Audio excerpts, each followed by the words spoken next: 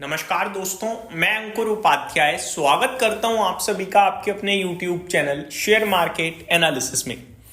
दोस्तों, ट्रम्प साहब टैरिफ लगा रहे हैं, ग्लोबल लेवल पे लगा रहे हैं, लेकिन गिर केवल भारतीय बाजार रहा है। इस प्रकार के काफी कमेंट्स हैं मेरे पास जो मैंने पढ़े हैं कि टैरिफ तो भाई दुनिया भर के लिए लग रहा है, लेकिन भारतीय बाजार ही क्यों गिर रहे हैं, कहीं और तो गिरावट हो नहीं रही है, ऐसा क्यों?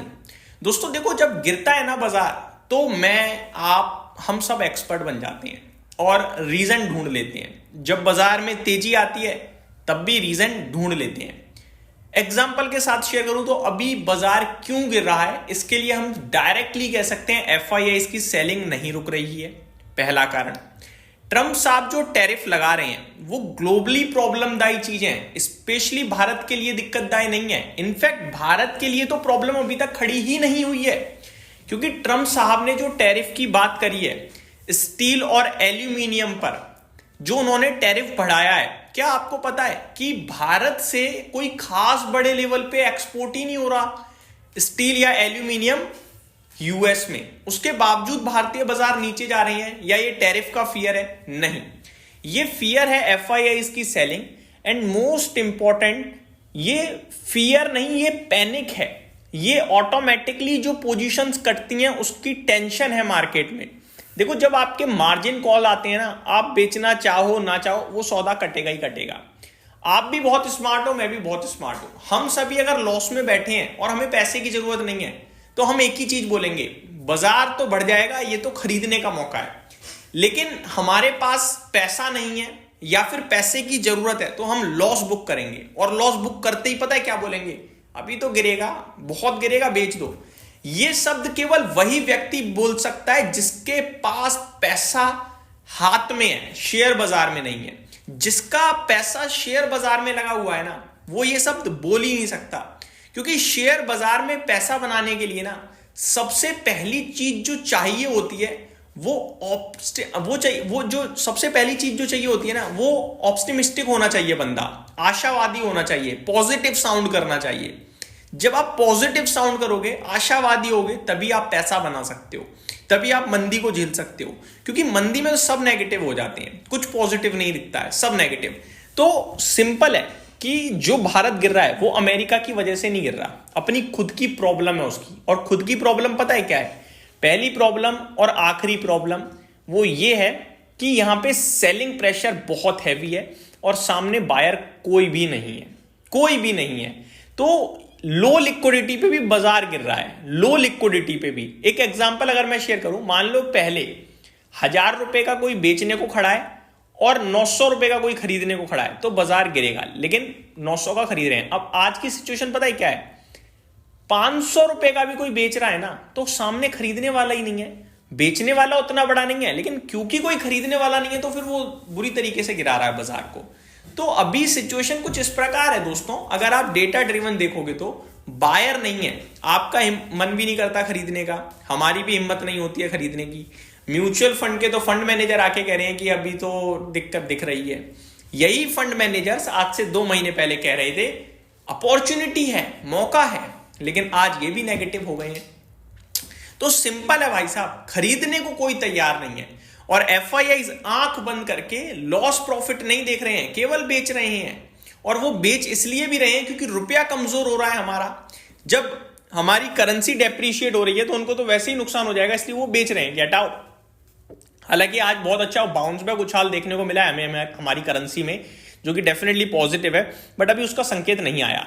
बट जो एक चीज मैंने नोटिस करी है, जब जब पैनिक क्रिएट हुआ है ना, बाउंस बैक आए हैं।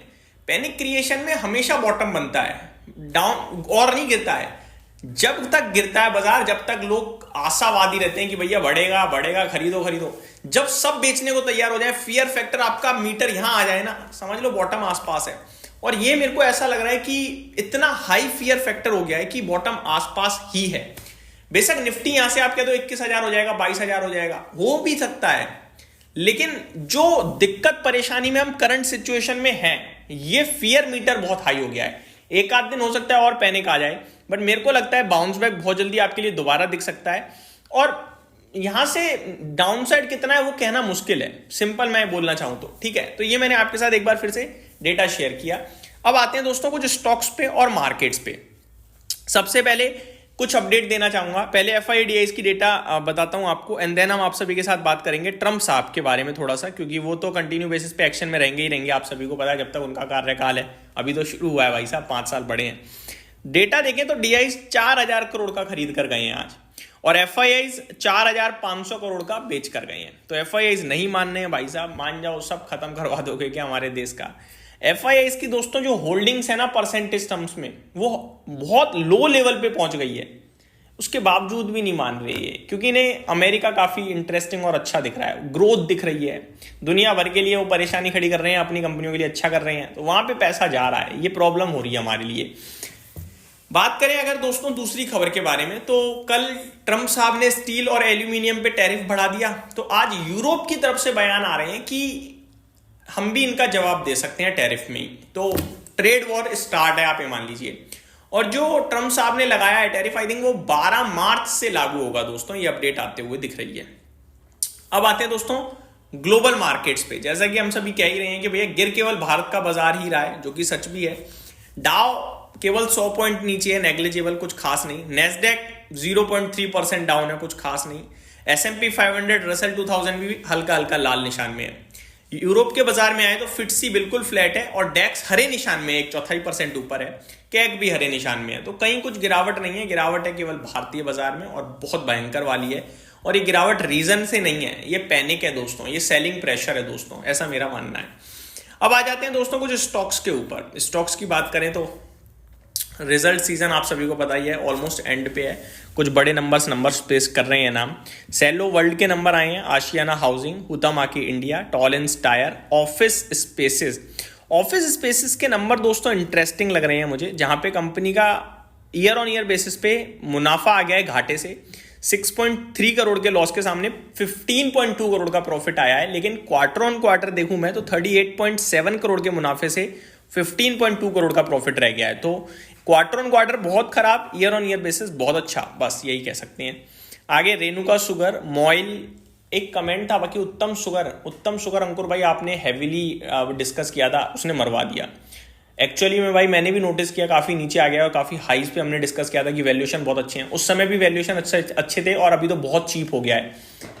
अब देखो जब शुगर इंडस्ट्री की वापसी होगी तो ये स्टॉक करना चाहिए। अच्छा कंपनी खड़ी है, कंपनी में कोई झोल नहीं है, कोई फ्रॉड पंथी नहीं है। अब मार्केट ही ऐसा हो गया, और मार्केट के ऐसे होने से पहले से ही गिर रहा है वो, तो उसके लिए मैं डेफिनेटली कह सकता हूँ कि हाँ जी वो हमारी थी एक रिसर्च, और स्टिल मैं कहता हूँ कि वो वैल्यूएशन टर्म में बहुत रीजनेबल है। आप चेक करो, उसको पढ़ोगे तो आपको अच्छा लगेगा। 1 साल ऑलमोस्ट हुआ है, 3-5 साल की बात करते हैं जब हम रिसर्च करके काम करते हैं, तो समय दीजिए बस।